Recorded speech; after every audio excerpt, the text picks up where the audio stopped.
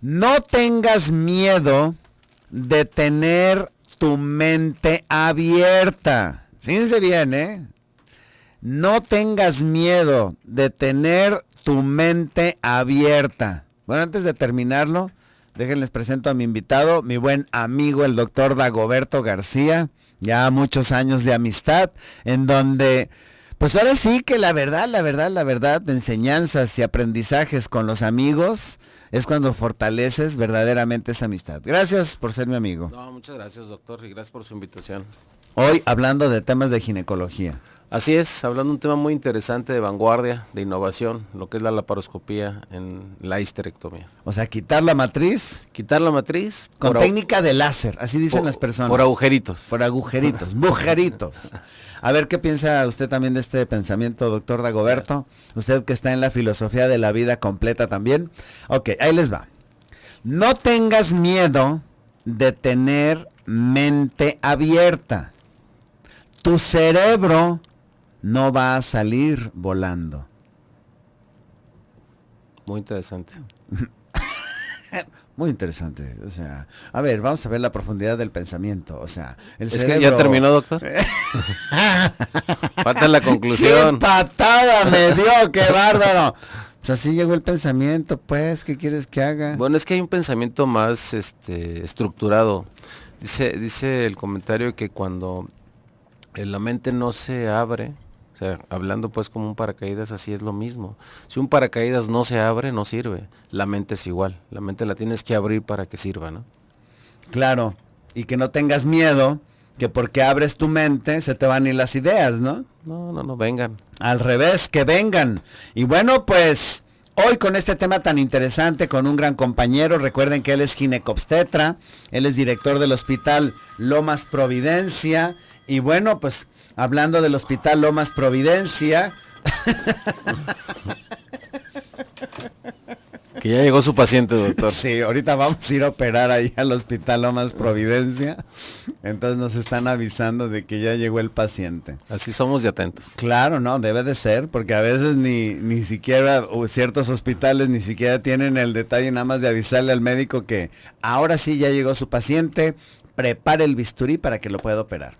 Con un tema de veras, queridos radioescuchas, en donde los adelantos en la tecnología aplicada a la medicina, específicamente a la cirugía, han dado un cambio, pero impresionante en lo que antes o era de abierta o era por vía vaginal y párale de contar.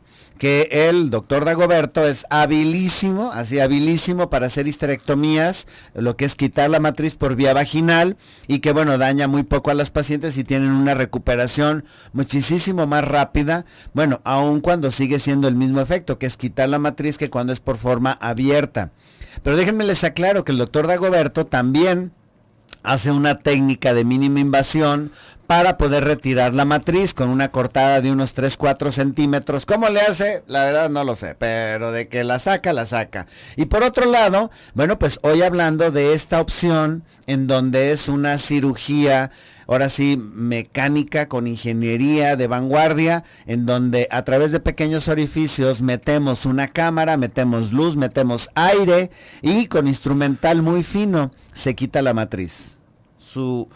A mí me gustaría que nos dieras esa parte médico-humana que te ha tocado vivir, porque nos ha tocado vivir este cambio en donde antes nada más estaba la sopa de abro y opero, y ha ido evolucionando en los últimos años hasta lograr este adelanto que a nosotros nos tocó dominar las dos técnicas, en donde operamos abierto, pero también operamos cirugías muy complejas por vía laparoscópica, y que dices, wow, a ver, tu punto de vista como médico, ginecólogo, ser humano, de este adelanto en beneficio finalmente de los pacientes. Sí, yo considero, doctor, que este espacio que nos ha tocado vivir ha sido maravilloso dentro de la cirugía.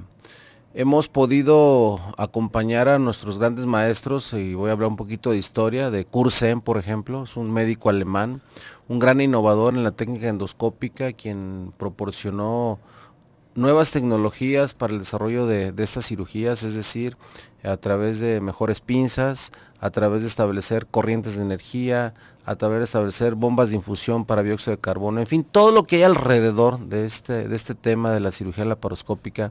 Este personaje al que hay que darle un gran reconocimiento, porque además una gran persona desde el punto de vista humano, fue quien desarrolló mucho de estas cosas, ¿no? Y la verdad que da un gusto porque tuvimos la oportunidad de compartir con él estos momentos maravillosos en los congresos. Después de él con Harry Rich en Estados Unidos, el que finalmente logra hacer la primera laparoscopía completa de histerectomía, de quitar la matriz, porque se fue avanzando poco a poco, ¿no? Es decir, el objetivo de la cirugía laparoscópica para hacer la histerectomía, para quitar esta matriz, surge precisamente de aquellos procedimientos en donde, a pesar de que el útero era pequeño y se podía retirar por vía vaginal, había alguna contraindicación que no lo permitía, es decir, una cesárea, adherencias, un proceso de endometriosis. En cierta manera, ese concepto permitía que la laparoscopía entrara a este proceso de ayuda, ¿no? Entonces entraba el laparoscopio, que es un lente que entra a través de la cicatriz umbilical, en 1 centímetro, y con ese lente teníamos la visión de la cavidad tanto abdominal como pélvica, y entonces podíamos observar las estructuras, los ovarios, el útero, la vejiga, el intestino, el colon, todo lo que estaba como órgano accesorio y que en cierta manera hubiera riesgo de poderlo lesionar si se realizaba una cirugía vaginal. De tal manera que surge este método y como tal se empiezan a hacer las histerectomías medias completas, ¿no? A la mitad. A la mitad. Bueno, pues, lástima, doctor, que ya se me acabó el tiempo, que usted me ganó la mitad, doctor. Cada día me deja menos tiempo. Vámonos al bisturizazo, regresamos.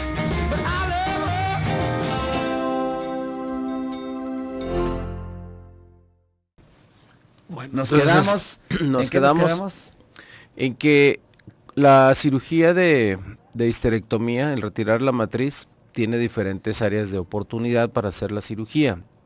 Y comentábamos que la cirugía laparoscópica, que es el tema de hoy, es una técnica que surge como una necesidad de concluir una cirugía vaginal que de repente pudiera verse complicada por alguna situación que ya comentábamos. La cirugía, a través del tiempo, esto surge más o menos en 1984, y a través del tiempo se fue desarrollando hasta que finalmente Harry Rich en 1988, 4 años después, realiza la primera cirugía laparoscópica completa, es decir, desde que se toman los anexos en la parte anterior de la matriz. Hay que recordar un poquito la anatomía. El útero tiene varias estructuras que lo sostienen dentro de la cavidad pélvica por unas estructuras rígidas que son los ligamentos redondos, otros que son los ligamentos de McEnroe y otros lo que son los ligamentos uterosacros. Dentro de esas estructuras pues obviamente van pues nervios, plexos venosos y plexos arteriales. La mayor situación de complicación en la histerectomía laparoscópica es cuando no se hace una buena ligadura de un vaso arterial o cuando no se hace una buena coagulación de un vaso arterial, que es cuando a veces tenemos los eminentes sangrados tan severos que a veces nos presenta esta técnica quirúrgica. Entonces, a través de ello, bueno, pues se fue desarrollando diferentes áreas del conocimiento para poder realizar cirugía sin complicación, hasta que logró retirarse finalmente la matriz totalmente, o sea, lo que llamamos como una histerectomía total laparoscópica, sin necesidad de terminar la cirugía por vía vaginal y cerrar la cúpula, que es el piso pélvico donde se sostienen todas las estructuras para que no se salga el contenido del abdomen, y entonces a través de este orificio retirar la matriz sin necesidad de hacer el completo cierre a través de la vía vaginal. Entonces, gracias a Harry Rich, esta técnica se ha desarrollado y hoy en día pues también contento, y me refiero pues a lo que comentaba, cómo nosotros hemos ido descubriendo elementos que nos han ayudado a facilitarnos la técnica, ¿no? En donde encontramos ya ahora pinzas que hacen movimientos de hasta 180 grados, pinzas curvas que nos permiten entrar a espacios que de repente no podíamos llegar porque las pinzas eran rígidas, Hoy en día estas pinzas que podemos doblar hasta 180 grados, hacer movimientos de 90 grados, pues nos permite hacer puntos en áreas donde no podíamos hacer puntos. Y luego el otro desarrollo tecnológico muy importante, pues es el tema de la electrofulguración, ¿no? Es decir, cuando se empezó la técnica usaban mucho la energía monopolar, y esta energía monopolar pues también a veces cuando no teníamos una visión directa o muy buena o muy adecuada porque había algún tejido, alguna adherencia, a veces provocábamos alguna complicación porque llegábamos a quemar alguna estructura contigua, ¿no? Hoy en día el desarrollo de técnicas de aislamiento térmico nos han permitido también pues ya hacernos más específicos en el sitio donde queremos hacer la coagulación. Hay que entender que la energía monopolar a veces hasta 1 centímetro alrededor tenemos como riesgo de quemadura. Hoy en día estamos utilizando tecnología a base de movimiento, por ejemplo lo que es el ultrashition, que es movimiento a miles de segundos de estas piezas que hacen que se plastifique el tejido, que se coagulen los vasos, tanto arteriales como venosos, y obviamente con menos lesión térmica. Por otro lado, estamos utilizando técnicas como ligachur o como plasmakinetic, que hacen que sea más efectivo esta disección de los tejidos y el corte más específico, lo que obviamente a nosotros como ginecólogos y a usted como cirujano, doctor, pues le ha permitido ser más excelso en la cirugía, y sobre todo las pacientes se ven más beneficiadas desde el punto de vista de la recuperación, ¿no? Este avance tecnológico va emparejado con algo que sigue siendo básico y primordial, que es la habilidad y los conocimientos tridimensionales que tiene el cirujano adentro de su maceta. ¿Por qué? Porque recuerden que esta técnica no ves directamente los tejidos, lo ves a través de un monitor de televisión. Por lo tanto, la tercera dimensión, que es la profundidad, queda perdida. Y entonces toda la reconstrucción anatómica la tienes adentro de tu maceta. Y por otro lado, algo que es muy importante es el tacto, ¿no? Nosotros cuando hacemos cirugía abierta podemos estar tocando las estructuras, estar sintiendo el pulso de las arterias, lo que con esta técnica pues a veces nos cuesta trabajo, ¿no? ¿Qué les parece? Qué interesante, ¿verdad? Pero nos tenemos que ir al bisturizazo. Austin.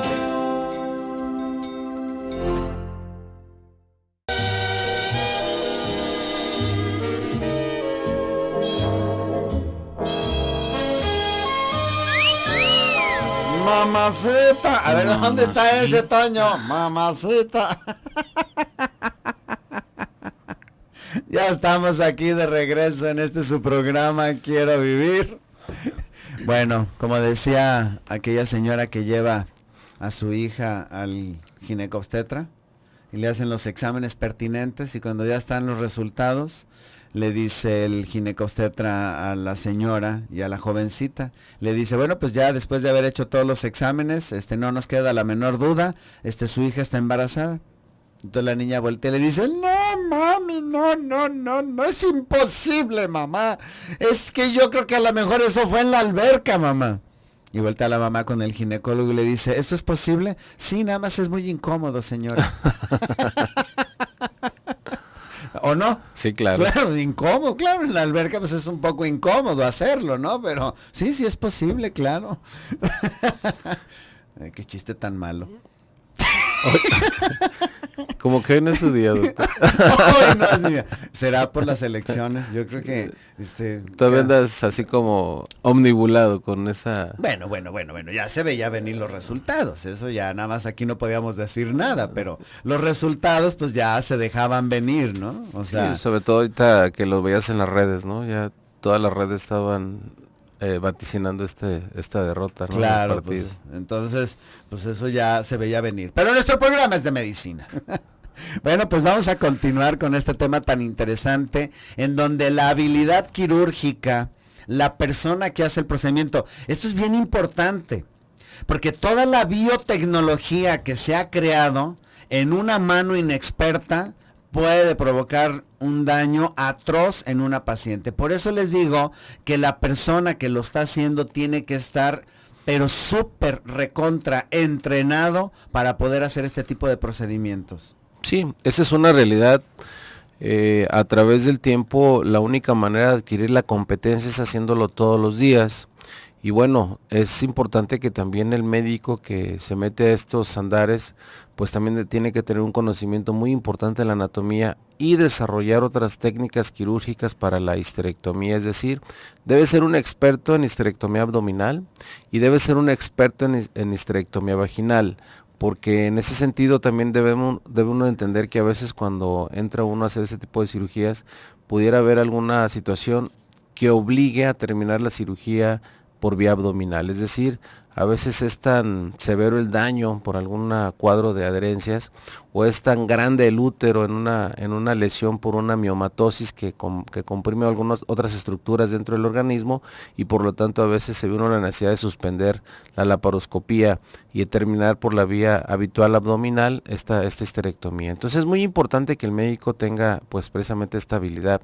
Hoy en día el devenir de la cirugía nos ha permitido, gracias a la expertise, pues hacer cirugías sumamente interesantes y complejas, ¿no? En donde ya inclusive podemos hacer retirar la matriz en procesos de endometriosis, en donde hay un daño muy importante al intestino y hacemos reanastomosis de intestino, quitando los complejos de endometriosis, o tenemos tumoraciones muy grandes en la que a través de esta misma incisión nosotros podemos morcelar, esto es destruir el tejido y extraerlo por un morcelador, por un conducto de 1 centímetro, extraemos tejido y podemos así de esta manera hacer que los tumores grandes se hagan tumores más pequeños y entonces poder continuar con la cirugía. En fin, es una técnica que hoy en día ha permitido pues a los cirujanos avanzar mucho para tener menos daño y menos lesión a estructuras vecinas, ¿no?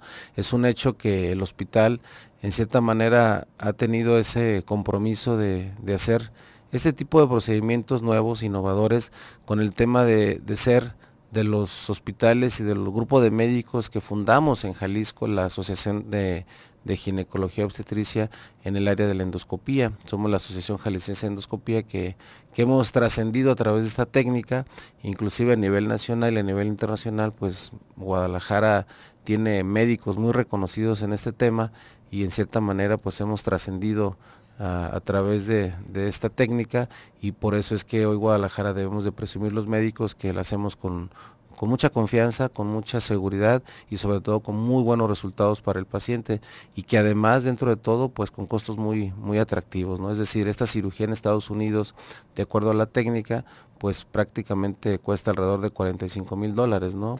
Nosotros todavía hacemos esta cirugía en 30, 35, $45,000, que obviamente es un mundo de diferencia, pero que en cierta manera pues es la parte de que todavía el médico en México tiene esa parte cálida y humana de mantenerse en ese control de dar una expectativa diferente a las pacientes, ¿no? Entonces sí, yo me congratulo y como usted bien lo mencionaba, nos da mucho gusto participar en este espacio de la endoscopía porque es un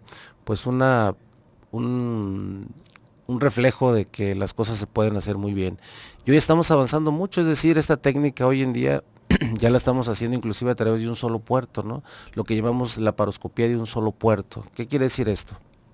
Que la laparoscopia tiene la necesidad de utilizarse un puerto central en la cicatriz umbilical y 2 o 3 puertos de medio centímetro en las paredes laterales del abdomen para poder trabajar.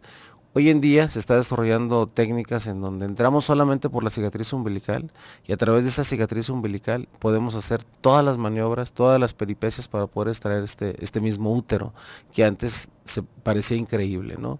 Y por otro lado viene el desarrollo importante de la robótica que hoy en día pues ya inclusive en Guadalajara tenemos un robot en donde Da Vinci, que es un robot, pues va a mejorar mucho las técnicas y lo vemos hoy en áreas muy específicas como es la cirugía de gastro, la que usted lleva magníficamente, doctor, en donde hacemos cirugía compleja, en cirugía de urología, también el robot tiene un importante favoritismo hacia técnicas difíciles y tal es el hecho también de cirugía cardíaca, ¿no? Lamentablemente pues es el costo, la renta de este robot sí, significa algo muy costoso y obviamente solamente se puede utilizar cuando la paciente tiene alguna cobertura con algún seguro y que este seguro acepta pues el pago de esta utilización de esta herramienta. Esto es lo que hoy en día tenemos. Sí cuesta más la técnica quirúrgica porque obviamente necesitamos un equipo endoscópico, necesitamos un equipo que nos permita ver, necesitamos una fuente de luz, necesitamos un insuflador que nos permite insuflar este abdomen y poder trabajar.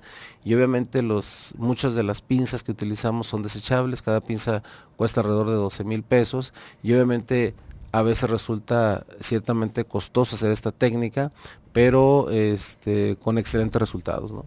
¿Qué les parece? Qué interesante. Pero, este bisturizazo, el lado negro de mi buen amigo Toño. Tenemos que irnos al bisturizazo. Austin, Texas, ¿dónde estás? Te quiero escuchar. Vámonos al bisturizazo. Regresamos. 31. Eva Laura Jiménez de Providencia, 28 años. Sufro síndrome de Crohn. Últimamente cada que hago del baño en la orina me sale sangre y mancho mi pantaleta. ¿Tiene esto relación o a qué se deberá? ¿Con quién debo de acudir? Bueno, yo me apoyo para la enfermedad de Crohn, que es una enfermedad autoinmunitaria y que puede haber reacciones autoinmunitarias en el resto de la economía. Me apoyo con un reumatólogo. Con quien me apoyo es con la doctora Ghislaine Bernard. Entonces aquí sí sería interesante que fueras a pedir su opinión. Yolanda Méndez de Arboledas, 49 años. Estoy tomando pantomicina y Convicam, pero me ocasiona gastritis. ¿Qué puedo tomar?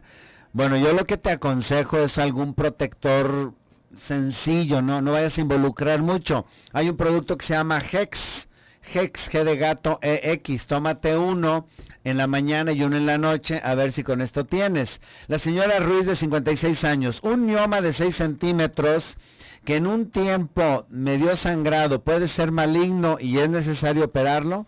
No, generalmente los miomas no son malignos, los miomas son tumores benignos y pocas veces degeneran, estamos hablando del 0,1%, pero si está dando sangrado, sí es importante hacer una valoración y pensar en retirar, quizá no nada más el mioma, ya como tiene 60 años también retirar su matriz, porque muy posiblemente vuelvan a aparecer más miomas, ¿no?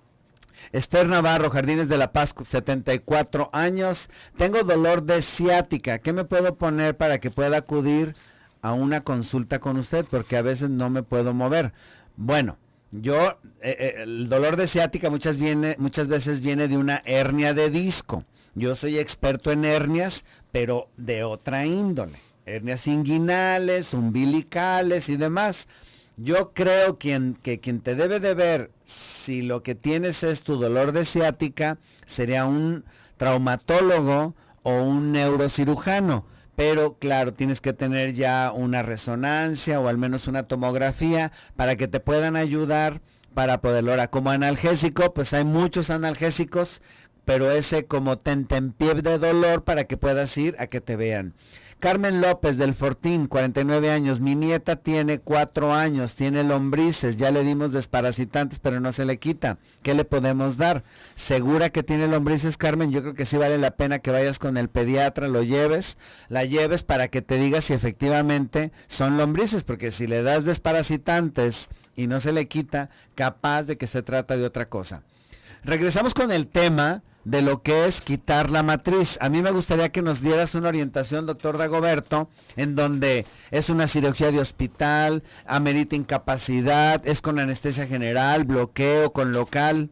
Sí, esta técnica, insistimos, es maravillosa porque obviamente el daño hacia los tejidos es menor, por lo tanto la recuperación de la paciente se ve pues prácticamente reducida en cuanto a su periodo de incapacidad. Generalmente nosotros damos como ginecólogos por lo menos 28 días para que la paciente se vuelva a restablecer a sus actividades normales. Sin embargo, con la técnica de la laparoscopía es posible que la paciente se reincorpore en poco menos tiempo, es decir, la paciente a los 15 días puede estar otra vez haciendo sus actividades. Sin embargo, no por eso debemos de abusar en cuanto al periodo de descanso de la paciente, porque es importante que los tejidos también vuelvan a tomar su normalidad.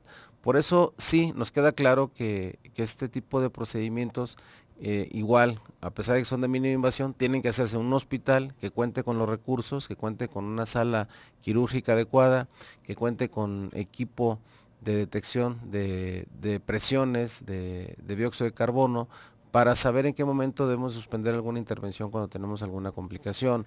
Generalmente la paciente se queda en una histerectomía ordinaria abdominal 2 días. En las pacientes que le hacemos cirugía laparoscópica normalmente se quedan un día hospitalizadas. Esto es, el periodo de recuperación también cuenta y es muy importante, lo que de alguna manera hace que la paciente se sienta mejor a más corto plazo, ¿no? Cuando tú estás hablando entonces del procedimiento en sí, es finalmente quitar la matriz, que no necesariamente implica lo que a veces le da miedo a las mujeres, quitar los ovarios. Quitar los ovarios ya sería una decisión extra. Sí, generalmente cuando existe alguna patología mixta es cuando retiramos los ovarios o cuando la paciente tiene arriba de los 50 años, que estos ovarios por alguna razón pues ya no trabajan, ya no tienen actividad, entonces no les dejamos el riesgo de que posteriormente pudieran desarrollar un cáncer de ovario. Pero claro, lo hacemos con el consentimiento de la paciente. Pero generalmente cuando hacemos la pura histerectomía, como su nombre lo dice, es nada más retirar la matriz. Ya hacer un proceso de histerosalpingo o forectomía, pues es un tema ya diferente. Generalmente lo hacemos cuando tenemos algún riesgo que la paciente desarrolle un cáncer en el ovario, ¿no? Mari, de 38 años, desde California. Saludos a California. Hace 6 años me quitaron la matriz. Esta pregunta era precisamente porque Mari nos está preguntando. Hace 6 años me quitaron la matriz. ¿Tengo que tomar hormonas? No, para nada. Salvo que ya inicie su periodo climatérico, que está entrando al periodo de la menopausia, pues entonces ya debe tomar hormonas. Pero si sus hormonas, su perfil hormonal está bien, no es necesario. ¿Los quistes en los ovarios se quitan con medicamentos, se tienen que operar? Te pregunta Rosa Hernández del Carmen, de 47 años. Sí, yo creo que valdría la pena hacer un ultrasonido y ver qué tipo de quiste es. Si son quistes funcionales, foliculares, que son de 2 milímetros, esos no se operan. Generalmente se tratan con tratamiento hormonal. Los quistes mayores de 6 centímetros, que en cierta manera podrían tener un riesgo de crecimiento, esos son los que generalmente se operan, ¿no? Margarita Briceño, de 55 años. Tengo gastritis y colitis y me recomendaron tomar limón en ayunas. ¿Es recomendable? Te digo que cada remedio que sacan, imagínate el limón en ayunas, medio vaso, un vaso completo, lo ácido que es el limón, imagínate lo que va a hacer en ti. Cuando se utiliza como una prueba diagnóstica para ver si te irrita el esófago, una prueba que se llama de Bernstein. Híjoles, o sea, como que hay que tener lógica para estos remedios y mejor quien te lo recomienda, dile o pregúntale, ¿ya lo hiciste tú y cómo te fue? O sea, si lo estás recomendando, pregúntale eso.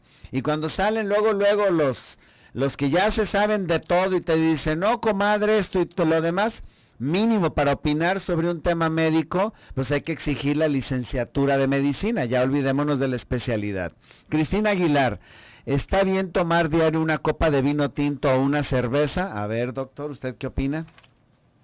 Sí, cómo no, desde el punto de vista de antioxidantes el vino tinto es una bebida fabulosa y se recomienda tomar una copita de vino tinto después de los alimentos, ¿no? Recuerden ustedes que esto es un antioxidante y no pasarse de lo que serían 220 mililitros de vino tinto o una cerveza. El tiempo se nos fue rapidísimo. ¿Su teléfono, doctor Dagoberto? 3642-1690 y 3642-1668. Muchas gracias por habernos acompañado. No, al contrario, gracias por la invitación, doctor. Que tenga bonito viaje. Gracias. El tiempo se nos fue rapidísimo, no me queda más que decir. Gracias. Aide, mañana contesto tu pregunta de ahora sí, de la luz que te lastima a la hora de estar en la computadora. Si tu médico te prohíbe el café o el chile, no le hagas tanto caso, que no hay evidencia científica de que hace daño. Pero si tu médico no cree en Dios, te pregunto qué estás haciendo ahí. Cambia de médico. Yo soy Gilberto Prialgo. Nos escuchamos el día de mañana con el tema de amibiasis. Que Dios te bendiga.